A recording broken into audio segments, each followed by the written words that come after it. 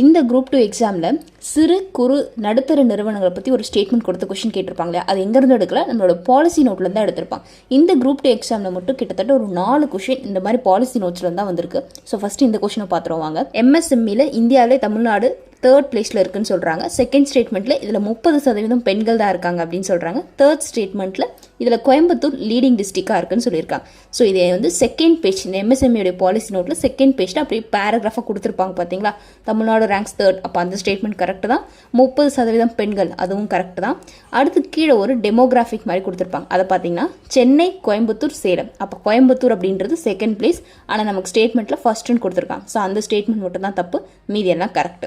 லாஸ்ட்டாக நடந்த குரூப் 1 எக்ஸாமில் கூட பாலிசி நோட்லேருந்து 5 to 6 கொஷின்ஸ் கேட்டிருந்தாங்க. நான் டீச் பண்ண போன ஜிஎஸ் பேட்சில் கூட பாலிசி நோட்ஸ்க்கு செப்பரேட்டாக ஒரு 6 கிளாஸஸ் எடுத்திருப்பேன். 2026 பாலிசி நோட் வரும்போது செப்பரேட்டாக நோட் போட்டு நோட்ஸ் எடுங்க. அதுக்கு நிறைய ட்ரிக்ஸ் இருக்குது. என்னென்னு அடுத்தடுத்த வீடியோ ஷேர் பண்ணுறேன்.